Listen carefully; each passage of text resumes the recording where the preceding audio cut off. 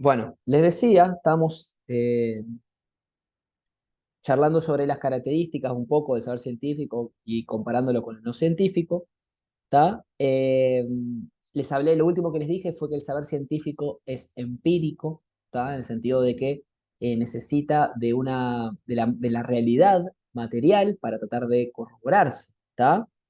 Es decir, no, por más que hay un saber científico que es teórico y abstracto y se desarrolla en un mundo ideal o de los conceptos, ¿tá? Siempre se necesita que haya una contraparte material para poder luego corroborar eso, ¿tá? Se han descubierto las cosas a nivel científico. Siempre tiene que haber una cosa empírica asociada al mundo físico, ¿tá? De lo que acabo de mencionar, ahí están terminando de entrar el resto de los compañeros, en un segundito. Eh, de lo que acabo de mencionar, ¿tá? De lo empírico, se desprende que el conocimiento científico es verificable, sí, verificable o comprobable, como le guste decir, ¿tá? Verificable o comprobable. ¿De acuerdo? Mientras que el saber no científico no es necesariamente verificable, ¿está? Esto es muy simple, chiquines, ¿está? Ustedes saben que el saber científico no dice una afirmación, ¿está? Por decirlo. Se supone que cuando el conocimiento científico establece una premisa o dice o plantea una teoría establecida, ¿está? Generalmente tiene que haber tiene que haber pasado por una serie de verificaciones, por así decirlo. Tiene que la teoría haber sido verificada, la hipótesis, mejor dicho, tiene que haber sido verificada, corroborada, para luego sí poder decirla o afirmarla, ¿tá? No es un saber cotidiano o un saber popular en el cual yo digo algo y lo creo porque me lo dijo alguien. No, el saber científico necesita de ser verificado, sometido a prueba, si sería, ¿está? No basta con decir, para mí esto pasa de esta manera y ya está, porque soy una persona importante, lo establezco. No, el saber científico no cree en eso, ¿tá? El saber científico cree en que yo para decir una afirmación, para decir que algo es así, yo tengo que poder verificar y someter a prueba eso. ¿Quiere decir que esa verificación es total y que nunca va a ser modificada y que nunca va a cambiarse y que va a ser así por siempre? No. El saber científico, como ustedes saben, también va avanzando y cambiando, ¿tá? Siempre va modificándose. Pero no quita de que en cada momento yo tengo que poder verificar o corroborar las afirmaciones que yo digo. No puedo simplemente darlas por hechas o darlas por aceptadas porque me las contó fulanito, porque me la dijo mi mamá, o porque una persona de mucha autoridad, un político, un papa o lo que sea, estableció que así era la realidad. ¿Tá? En el saber, en el saber teológico, piensen en cualquier religión, esto no es necesariamente así. Hay verdades que no son casi discutidas, ¿tá? Porque hay verdades que establecen la base de una religión particular, por ejemplo, ¿tá? Nadie va a decir que en el cristianismo son politeístas, como los griegos que creen en montones de dioses. No, en el cristianismo hay un solo Dios. Entonces, hay verdades que no son cuestionables, o sea, no son cuestionadas, perdón, no son cuestionadas, pero que no son verificadas, ¿tá? Hay montones de cuestiones que se establecen como verdades para una teología, para una religión, que no necesariamente tienen por qué someterse a una corroboración o a una verificación, ¿tá? Para que la gente lo crea, a eso me refiero, ¿tá? Capaz que para algunos sí dicen, no, mira, yo no creo nada que no pueda ser verificado, está perfecto, ¿tá? Pero lo que yo digo es que para que una religión, una teología funcione, no necesita ninguna verificación. La gente se puede establecer una verdad que es pasada de generación en generación, o de boca en boca, o por una figura de autoridad, o por un libro sagrado, o por lo que sea, y que a partir de eso la gente cree que es una verdad y no la cuestiona. O la cuestiona, se puede cuestionar, obviamente, pero no necesariamente porque no tenga verificación, sino porque hay diferentes interpretaciones de esa afirmación. ¿Tá? Piensen, por ejemplo, chines, no tanto en nuestro tiempo actual, donde la ciencia ya es el saber dominante y maneja los hilos de las cosas. Piensen en el pasado, Ulises, cuando la ciencia, como la conocemos hoy en día, no existía. y la máximo conocimiento o saber dominante era este saber teológico y religioso. Entonces, imagínense sociedades dominadas o gobernadas por este tipo de saber, gurises. ¿Tá? Había figuras de gran poder. ¿Tá? Imagínense las altas esferas de cada religión, porque no estamos hablando de una, estamos hablando de cualquier religión. Por ejemplo, hablemos, no sé, mismo podemos hablar del Corán y del Islam, ¿tá? Es lo mismo. Hay figuras de autoridad, ¿tá? En esas escalas de jerárquicas o lo que sea de esas religiones, que muchas veces decían que una afirmación o interpretaban una cosa de sus textos sagrados y la gente creía convencida en esas verdades, porque lo decía un sacerdote importante, un papa, un rey, una figura de gran autoridad. Que aparte esas figuras de autoridad eran muchas veces personas de gran poder adquisitivo que tenían acceso a la educación, tenían acceso a aprender a leer y a escribir y fundamentalmente en el caso del cristianismo, que es el que más conocemos, tenían acceso a aprender latín, que era como estaba escrita la Biblia. Entonces, a partir de eso, ellos podían, al ser tan pocos lo que podían leer, entender eso, ¿tá?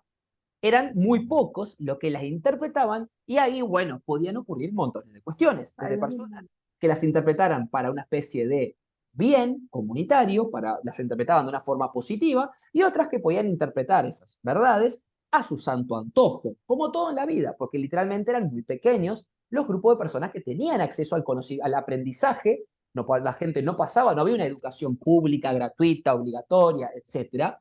Entonces eran muy pocos los que lograban el saber y eran muy pocos los que podían dominar ese saber. La ciencia hoy en día es bastante más democrática porque todos nosotros, en algún punto, pasando por las instituciones educativas, públicas o no públicas, aprendemos elementos del saber científico, lo que nos transforma en un poquitito más críticos en algunas cosas. Pero en esa época tenías una masa de población, principalmente sin acceso a la alfabetización, lo que hacía mucho más fácil decir verdades y no tener que verificarlas. ¿Alguien quería decir algo?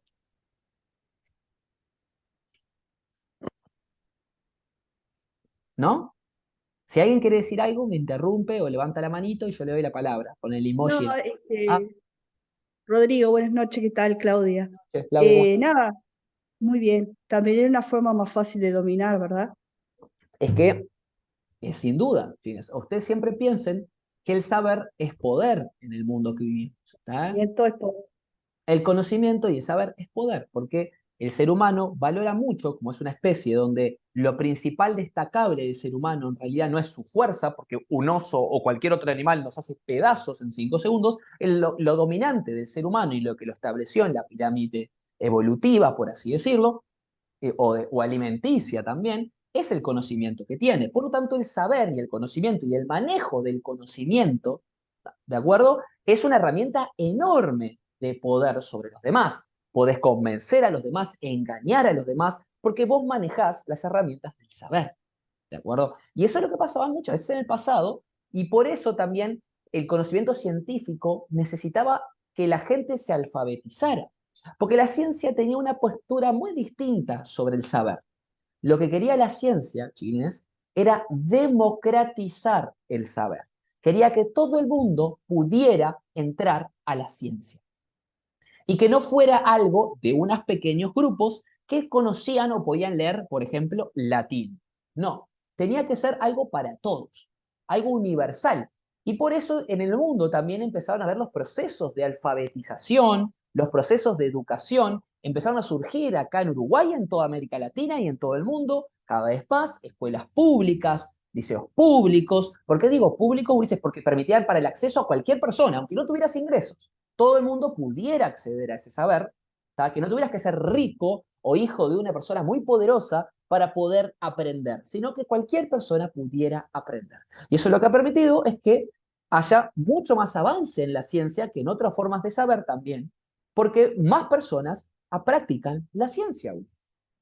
Cada vez más las universidades se están llenando de personas. Y cada vez más, cuando digo universidades me refiero también a las educaciones terciarias como ustedes. Cada vez más hay primeras generaciones de gurises y gurisas que entran a la universidad y que nunca nadie de su familia había logrado ingresar.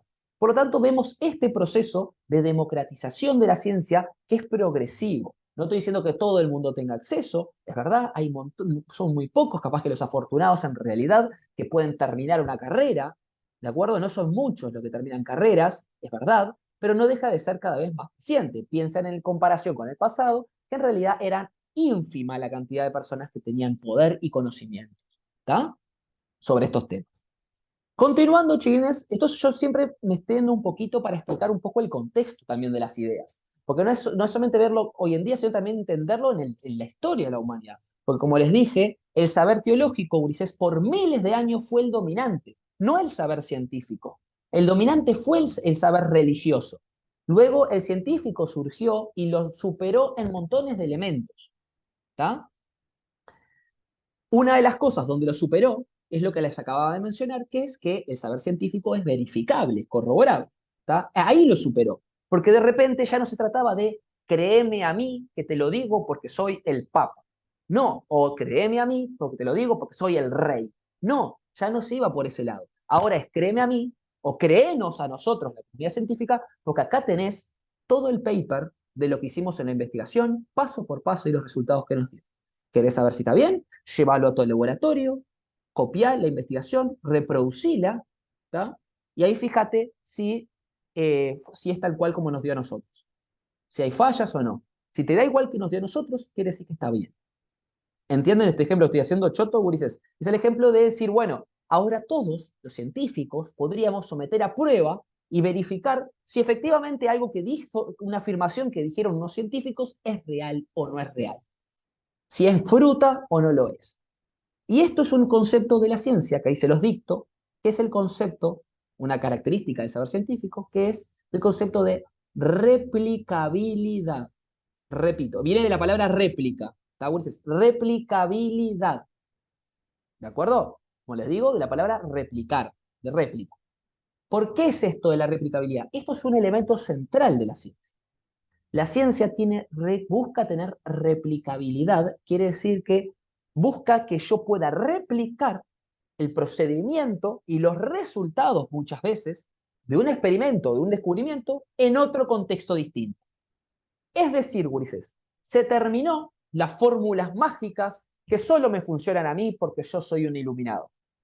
Ya no funciona ¿vieron? No sé, imagínense el tipo ese, yo imagino a esa persona que dice, yo acabo de hacer esta pócima yo la hice porque yo tengo ciertos poderes mágicos, y esta pócima dásela a tu hijo que lo va a curar de su enfermedad. Pero No, señor, claro. ¿cómo hizo esa pócima?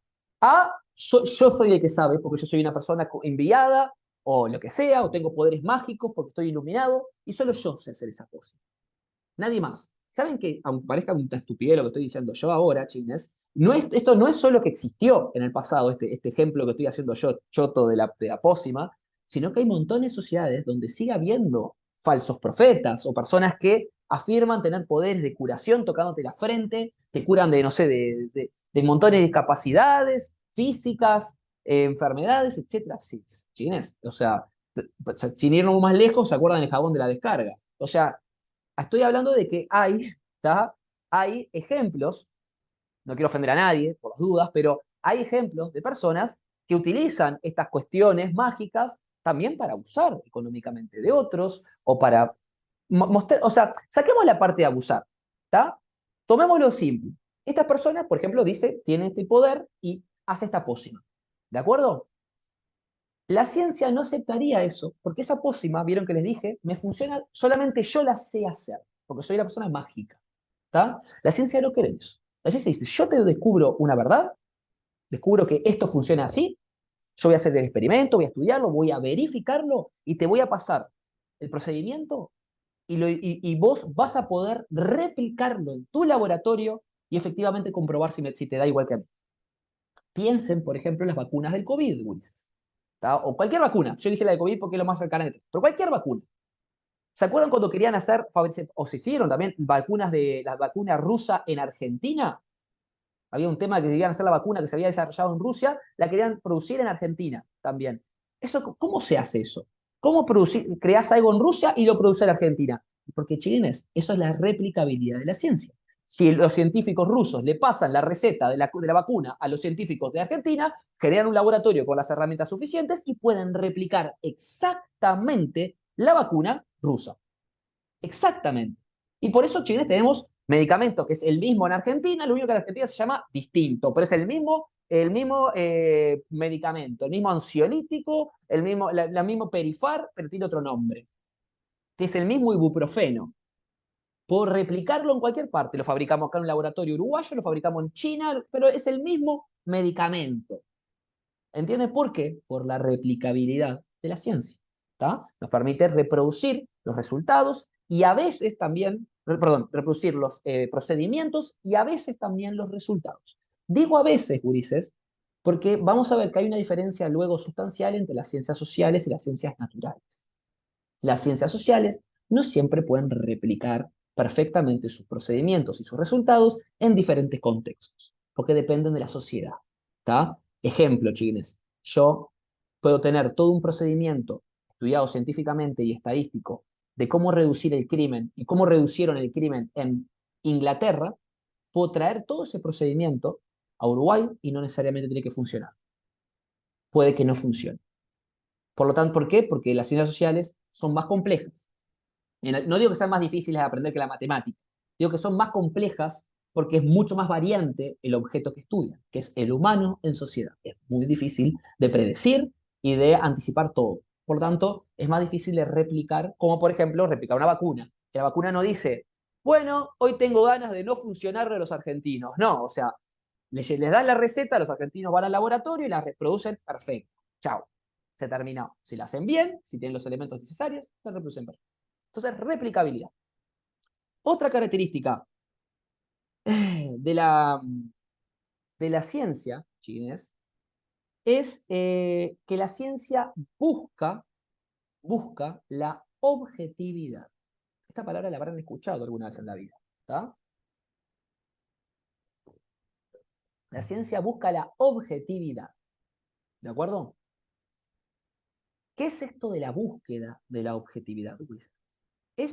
Va todo concatenado a lo que les acabo de mencionar, no va deslindado, va todo unido. ¿Tá? La búsqueda de la objetividad, Ulises, es poder decir algo de forma neutral. Es decir, yo hago un descubrimiento y que eso no sea un mero capricho mío o algo que esté matizado o manchado de mis valoraciones personales, de mis temperamentos, no, sino que sea algo que sea neutral, que yo pueda demostrar que eso es así como se está mostrando, que no es un capricho mío. ¿Tá? Por ejemplo, chiquines, una canción no necesariamente es un elemento objetivo. ¿Tá? Yo puedo decir, por ejemplo, que una canción, imagínense, yo tengo una canción no sé, de Pink Floyd, ¿tá? O de Queen, y del otro lado tengo una canción de Elegant o de algún cantante de Queen, ¿tá? Sin ánimos de bardear ninguna música, porque toda la música tiene su importancia para la sociedad.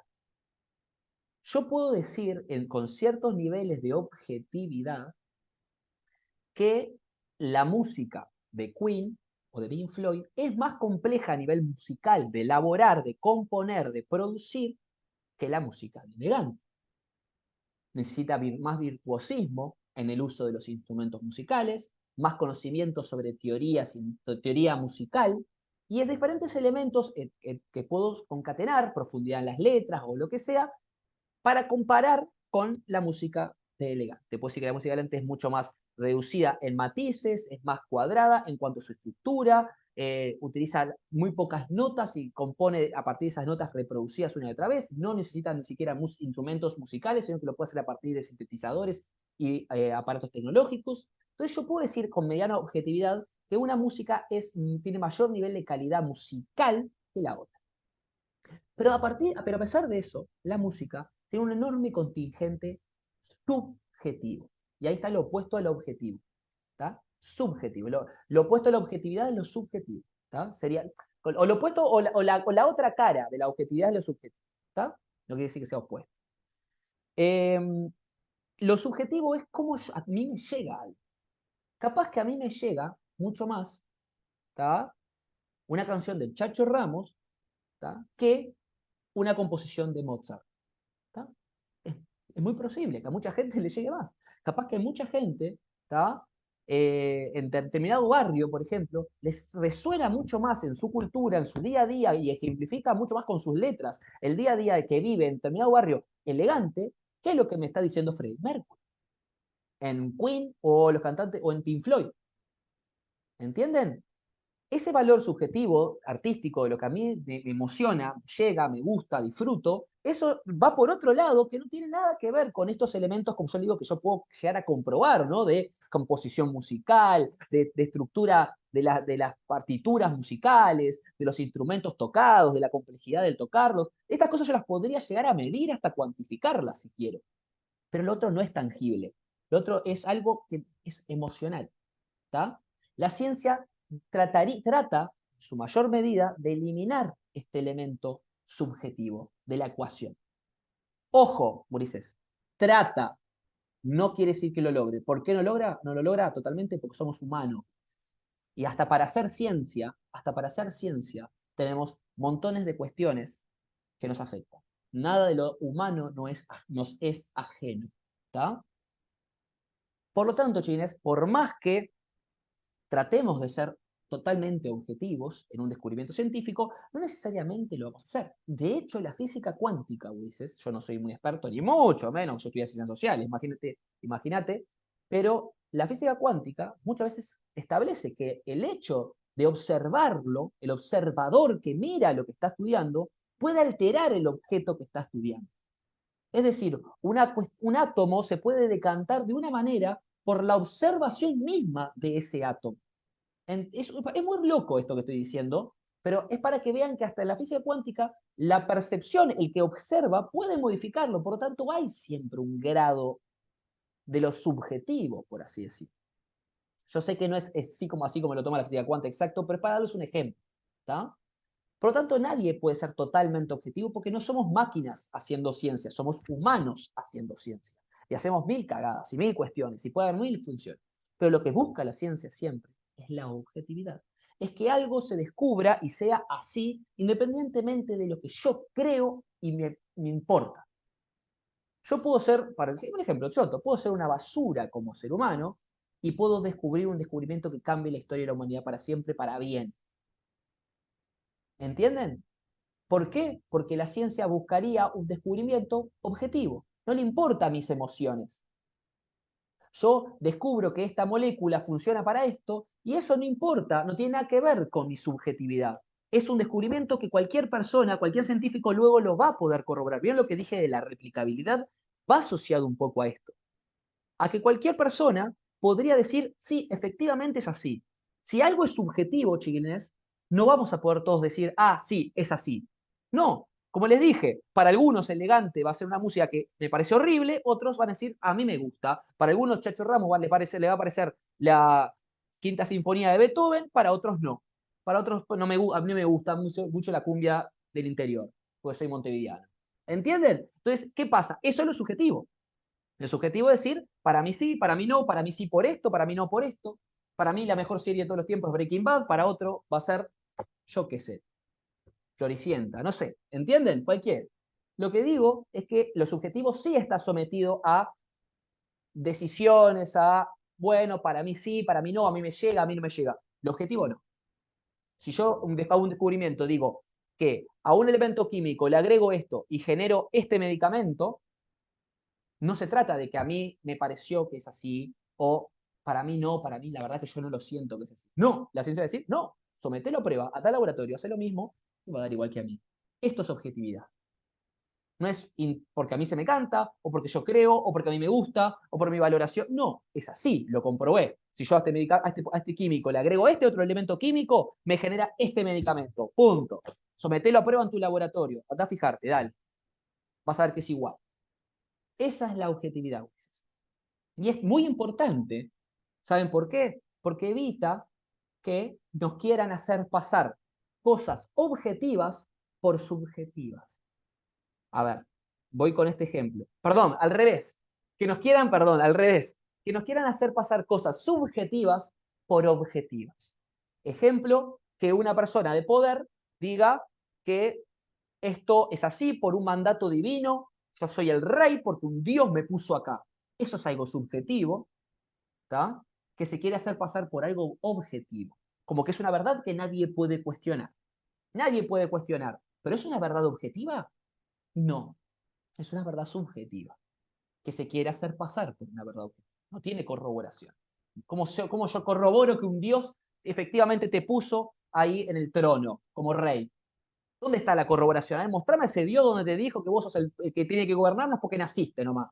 A ver, decime, mostrame. No, no, tenés que creer. Ah, bueno, entonces es subjetivo, no es subjetivo. Y en la historia de la humanidad nos han querido pasar muchas verdades subjetivas por objetivas.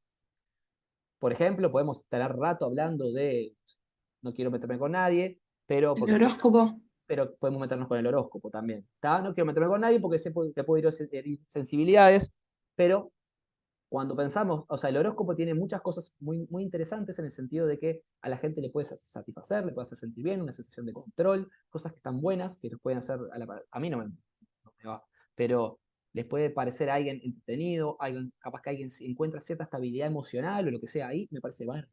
El problema es cuando creen que esas son verdades incuestionables, como que el sol sale por la mañana, ¿entienden? O que la gravedad existe. No, o sea, no son a ese nivel de verdades. ¿Tá? Que te haya pasado varias veces no afirma que efectivamente a todo el mundo le pase o sea así siempre.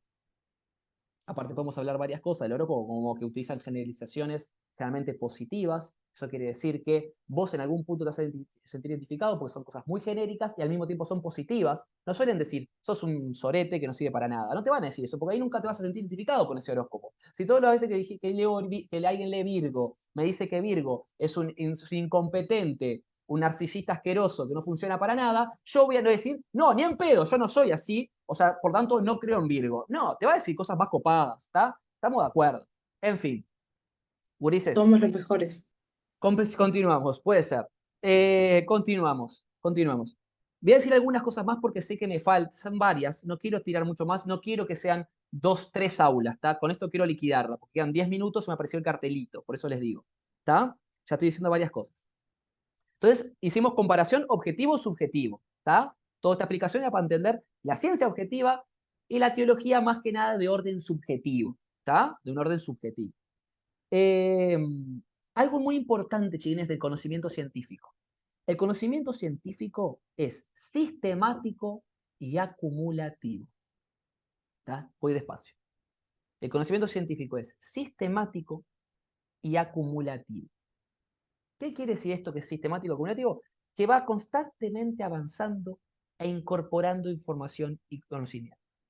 ¿Tá? No hay, la ciencia, la idea de la ciencia es que el conocimiento se va como incorporando como si fuera, imagínense como una base de datos, donde enriquezco cada vez más el saber científico y voy avanzando, no tiene por qué ser avanzar, no se imaginen como avanzar algo lineal, porque no es lineal, va para todos lados, así es como una lluvia. Pero de alguna manera ese conocimiento se va acumulando y va generando base para que nuevo conocimiento surja. Por eso es acumulativo y sistemático, porque va constantemente avanzando en pro de descubrir algo nuevo. A partir del ensayo y el error, por ejemplo, va constantemente avanzando. Si ustedes se fijan, yo puedo remontarme a cuando era más adolescente, ¿tá? Que estaban las primeras redes sociales.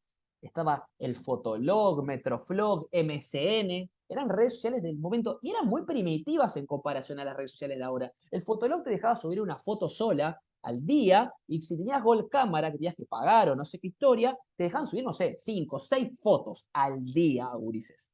¿Tá? Nos enloquecíamos por una foto al día. Y el MSN era un texto y lo más copado que tenías es que le mandabas una vibración y le vibraba la pantalla del otro y era como que lo obligabas a que te mirara. Era insoportable.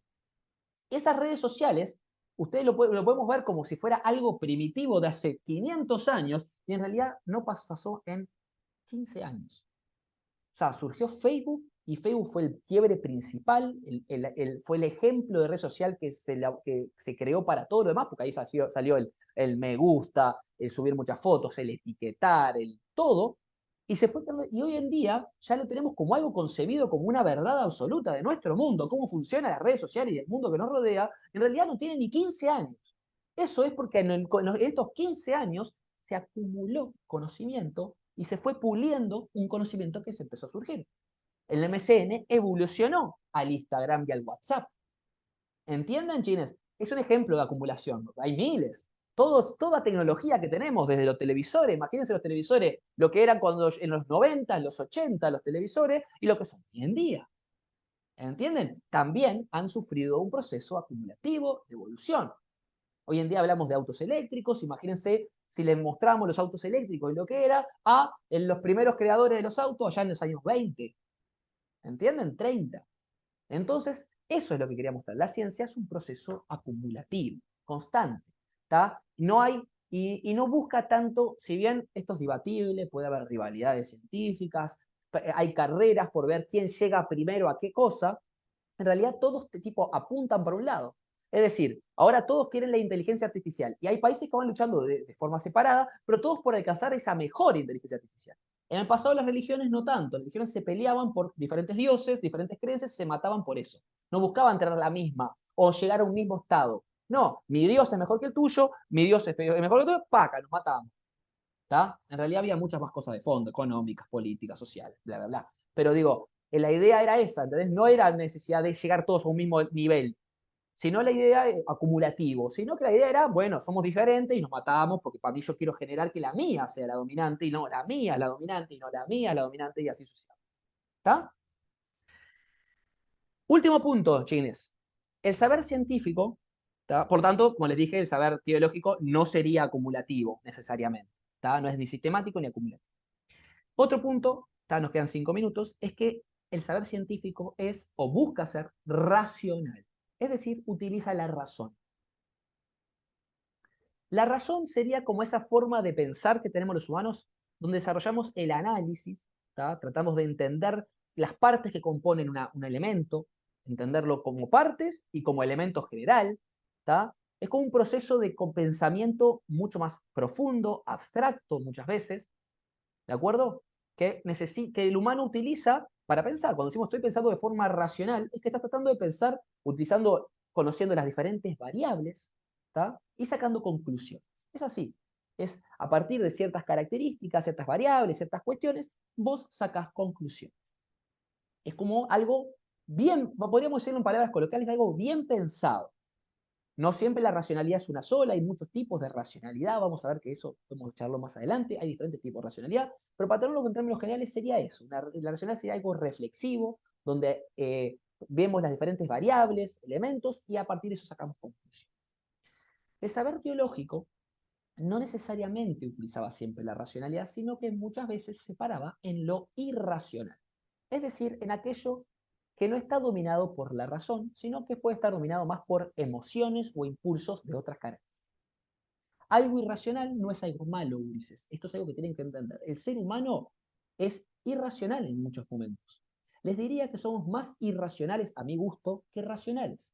El ser humano está mucho más cargado de emociones, ¿tá? Que a veces lo nublan, que de la racionalidad. ¿Cuántas veces, sabiendo lo que supuestamente deberíamos hacer para tener un resultado mejor, hacemos todo lo contrario porque es lo que sentimos? Yo lo siento así. Sabés que te vas a dar la cabeza contra la pared, sabés que esa persona no es para vos, pero vos igual vas por ahí. ¿Por qué? Porque somos irracionales muchas veces. Porque a pesar de que sabemos las variables, más o menos las calculamos y sabemos que por acá me voy a dar la cabeza contra la pared, igual voy porque así lo siento. Porque no puedo contra mi corazón que me dice eso. Eso es actuar de forma irracional. ¿Tá? Podemos ir todavía más atrás y pensar que lo irracional viene de algo más primitivo, algo más salvaje, como una pulsión. Por ejemplo, imagínense una persona educada, pasó por un sistema educativo, familia de bien, y en un arranque de ira va y mata a una persona. Esa persona Sí. no es un animal, no es un monstruo. En realidad fue una persona que en un momento, sí, podemos decir que es un monstruo, mató a alguien, sí, digo, en el sentido ficticio de la palabra, ¿no? Pero esa persona actuó de forma irracional. Capaz que era una persona con todas las cualidades para ser una persona racional, pero se dejó llevar por un impulso salvaje, ¿tá? Por una pulsión tanática, diría Freud, ¿tá? Un impulso de muerte, y mató a una persona, y lastimó a una persona. se dejó impulsar por la irracionalidad, no actuó de forma racional. Por eso les digo, nosotros somos, dentro de nuestro cuerpo, tenemos racionalidad e irracionalidad muchas veces mezcladas entre sí, ¿está? Pisándose. A veces pensamos que actuamos de forma racional y en realidad estamos siendo irracionales y viceversa, ¿está? Así que es una cualidad. Pero es verdad que el saber teológico se apoya mucho más en lo irracional, porque al centrarse, como dijimos hoy, en lo mágico, en lo espiritual, necesitas que la gente crea. Y para tener fe no se trata de un pensamiento racional, porque si vos pensás racionalmente la fe, muchas veces podés sacar conclusiones de que, bueno, acá no existe nada, si yo no lo puedo corroborar, no lo puedo verificar, no existe nada.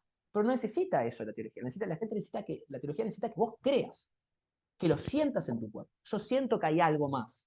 Yo siento que hay un más allá. Yo siento que hay alguien viéndonos y vigilándonos y cuidándonos. ¿Está? Lo siento en mi corazón.